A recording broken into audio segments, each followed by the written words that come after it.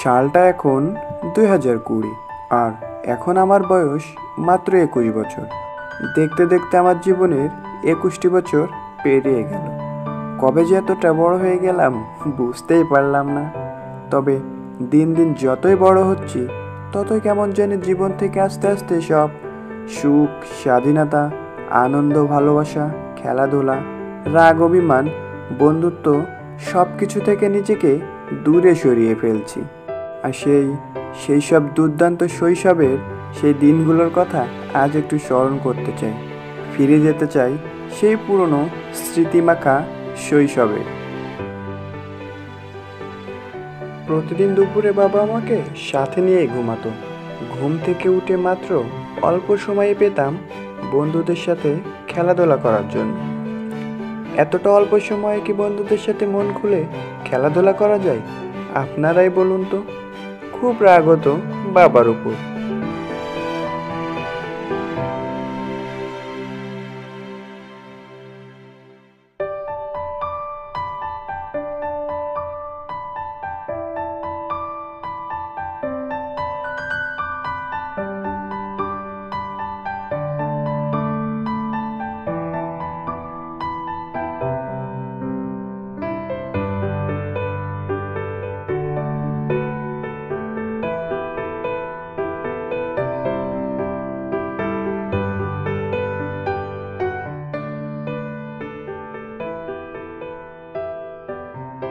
প্রতিদিন আমার খেলার সাথীরা আমার জন্য অপেক্ষা করতো আমার জানালার পাশে।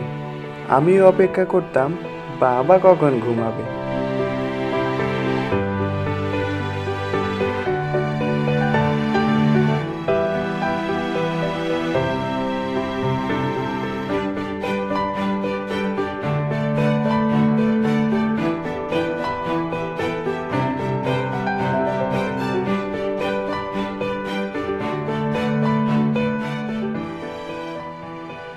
বাবা ঘুমিয়ে পড়লে আস্তে আস্তে বাবার পাশ থেকে উঠে কোনো শব্দ না করে চুপচাপ রুম থেকে বেরিয়ে যেতাম।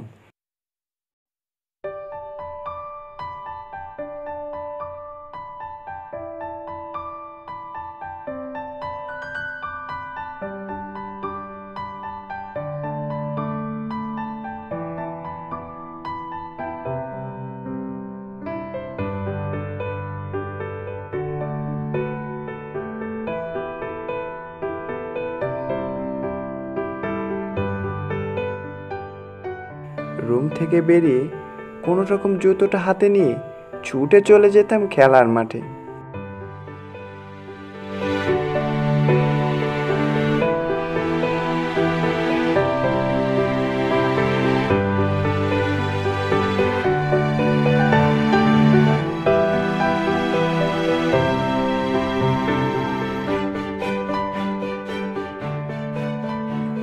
তারপর আর কি প্রতিদিনের মতোই উপভোগ করতাম আমাদের সবচাইতে আনন্দঘন মুহূর্তগুলো। তারপর শুরু হয়ে যেত আমাদের খেলাধুলা। একসাথে সবাই কতই না আনন্দ করতাম সেই বিকালটাতে। একসাথে সবাই কানামাছি থেকে শুরু করে অনেক রকমের খেলায় মেতে উঠতাম।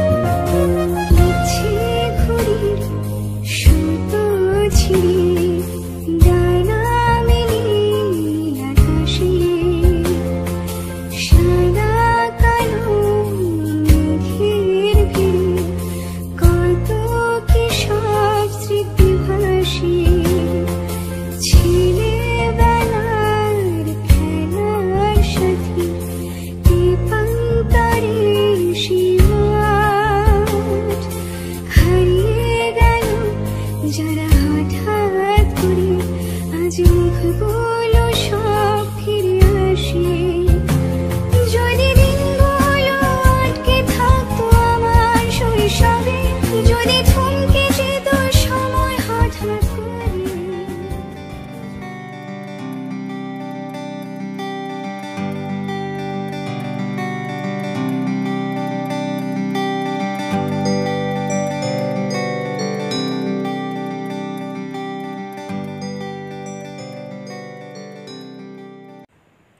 তবে সবসময় যে আনন্দ হবে সেটা অবশ্য না।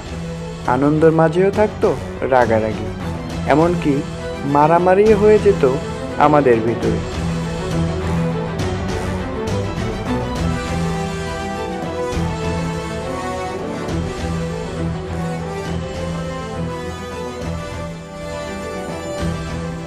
কিন্তু সে রাগটা না বেশি সময়ের জন্য স্থায়ী হতো না।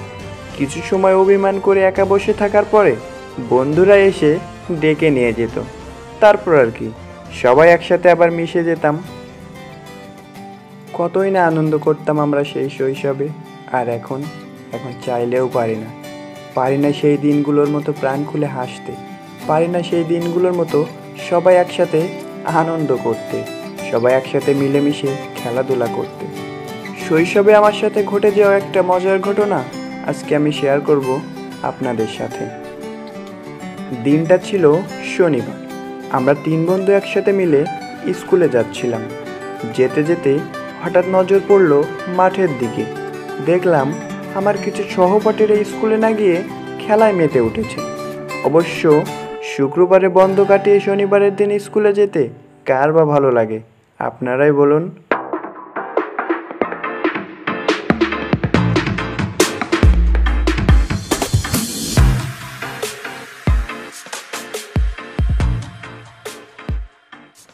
তাই আর দেরি না করে ছুটে গিয়ে খেলায় যোগ দিয়ে দিলাম তাদের সাথে।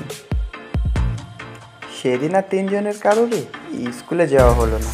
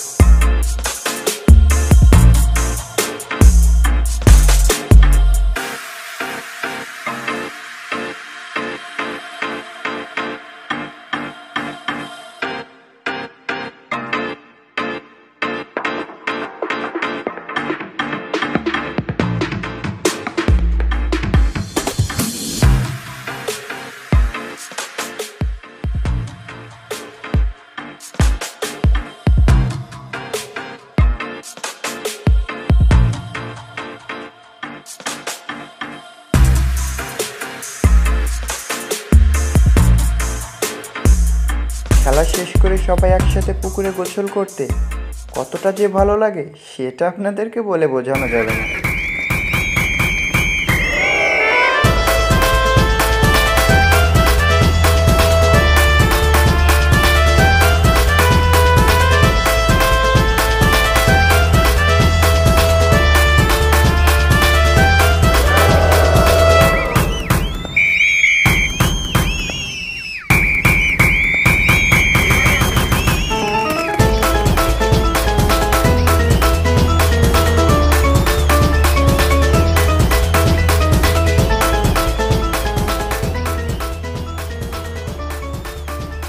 গোসল শেষে সবাইকে ডেকে বললাম যে মোল্লার বাড়ি থেকে সবচাইতে বড় মোরগটা চুরি করে সবাই একসাথে পিকনিক করতে হবে। পিকনিকের কথা শুনে সবাই রাজি। সবাই যখন রাজি হয়ে গেল তখন আর দেরি করা মনে হয় ঠিক হবে না।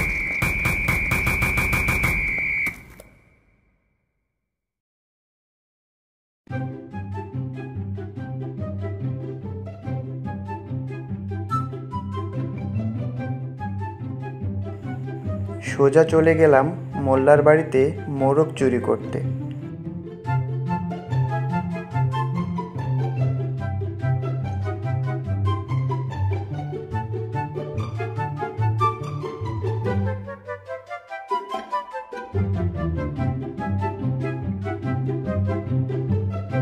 আস্তে আস্তে মুরগির কোঠাটার দরজাটা খুললাম।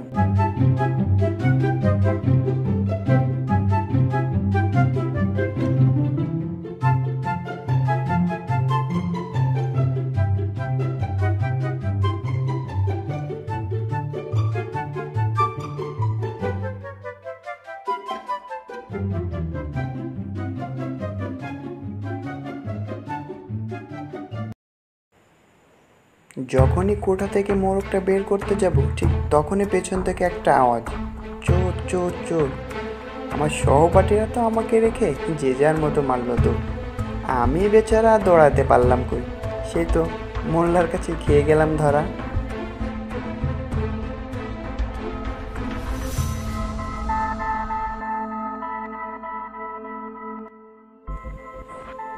তারপর আর কি, স্কুলে না গেলে, পড়া করে না গেলে স্যার ঠিক যেভাবে কান ধরে উঠপাস করাতো আর ঠিক যেভাবে রামদোলায় দিত, ঠিক সেইভাবে আমাদেরকে রামদোলায় দিতে লাগলো বজ্জাত।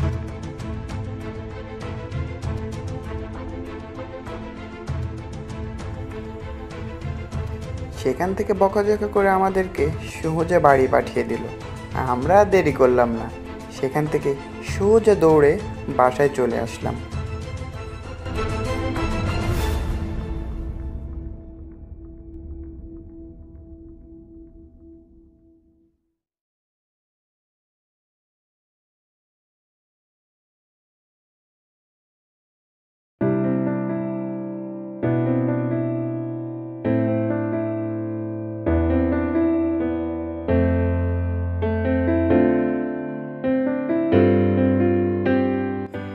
সন্ধ্যা গনিয়ে রাত হয়ে আসলো। আমি বই পড়তে লাগলাম। কিছু সময় পড়ার পরে বাবা আমার রুমে আসলো, এসে আমার পাশে বসলো। বাবাকে দেখে হয়তো ভাবলাম তিনি আমাকে পড়াতে এসেছেন, কিন্তু না, ও যে মোরগ চুরি করতে গিয়েছিলাম না, বজ্জাত মোল্লা মনে হয় বাবাকে নালিশ করলো। তারপর আর কি, বকাঝকা করে আবার রামধোলাই।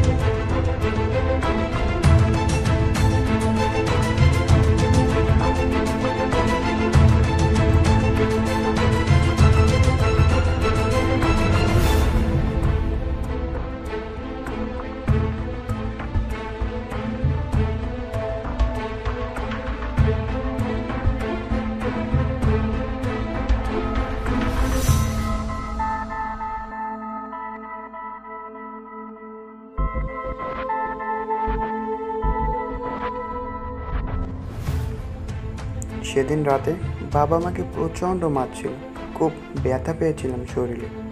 আর নিজের ভিতরে একটা জিদ চলে আসলো যে যার জন্য মার খেয়েছি সেই ব্যাটা বজ্জাত মোল্লাকে কিছু না কিছু তো একটা করতেই হবে।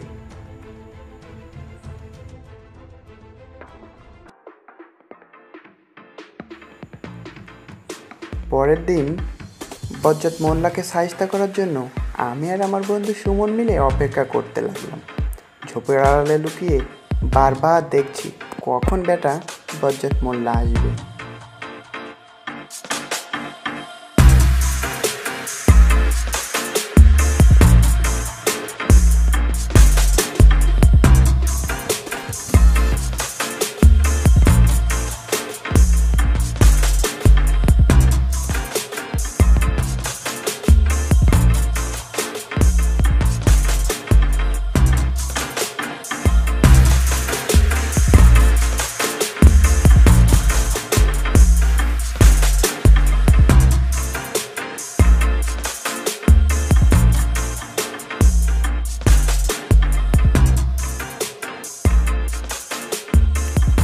সময় এদিক ওদিক হওয়ার পরে আমার সুমন বন্ধু আমাকে ডেকে বলল, ওই দেখ দেখ মোল্লা আসছে তার ভাঙা সাইকেলে চড়ে।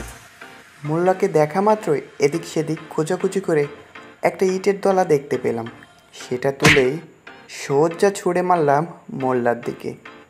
চিৎকার করে মোল্লা মাথায় হাত দিয়ে সাইকেল থেকে পড়ে গেল, চিল্লাচিল্লি করতে লাগলো। খেয়াল করলাম তার মাথা ফেটে তার মাথা দিয়ে রক্ত বের হচ্ছে। তখন আর কি, ভয়ে দুজন এক দৌড়ে সেখান থেকে পালিয়ে গেলাম।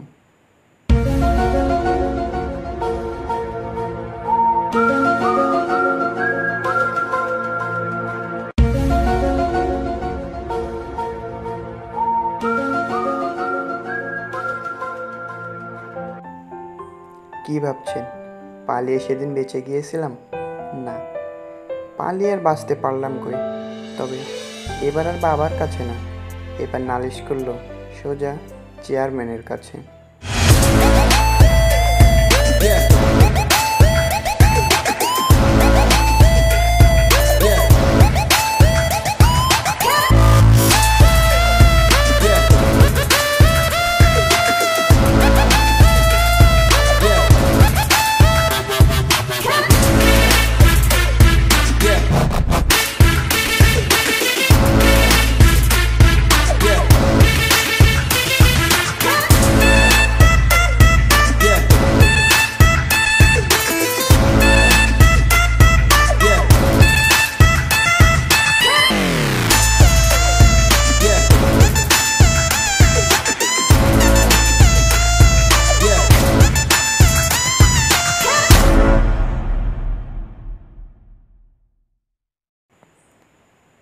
তিনি এসেছেন মূলত আমাদের বিচার করতে।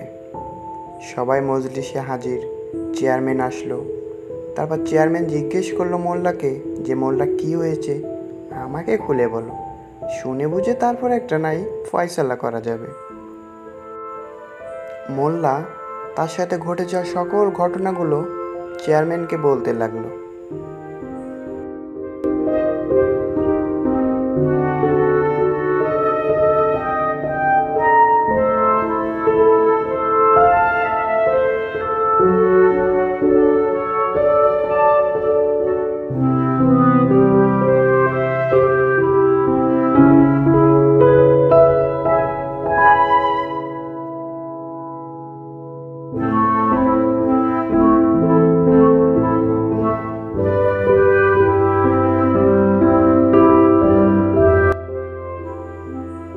সব কিছু শোনার পরে চেয়ারম্যান বাবাকে বলল, তোমার ছেলে অনেক বড় অন্যায় করেছে, এখন তোমার ছেলের বিচার তুমিই করো। বাবা মাস্টার মানুষ, তার থেকে ভালো শিক্ষা হয়তো বা কেউ তার সন্তানকে দিতে পারবে না।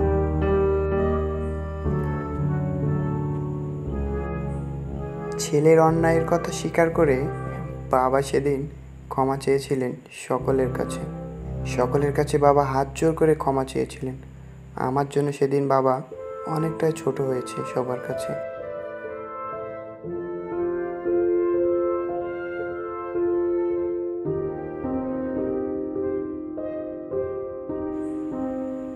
বিচার শেষে বাবা আমাকে সেখান থেকে টানতে টানতে বাসায় নিয়ে আসলেন।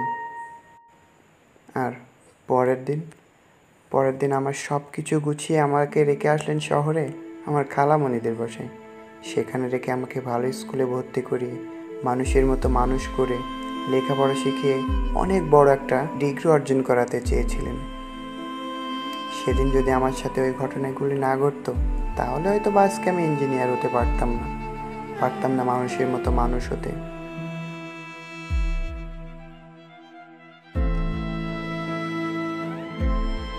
কিছু কিছু ভুল মানুষের জীবনকে পরিবর্তন করে দেয়। সেদিন হয়তোবা আমি গ্রাম থেকে শহরে এসেছিলাম লেখাপড়া করার জন্য, কিন্তু আমার জীবন থেকে হারিয়ে গিয়েছিল সেই স্নিগ্ধ বিকাল, সেই বন্ধুত্ব, সেই খেলাধুলা, সেই শৈশব।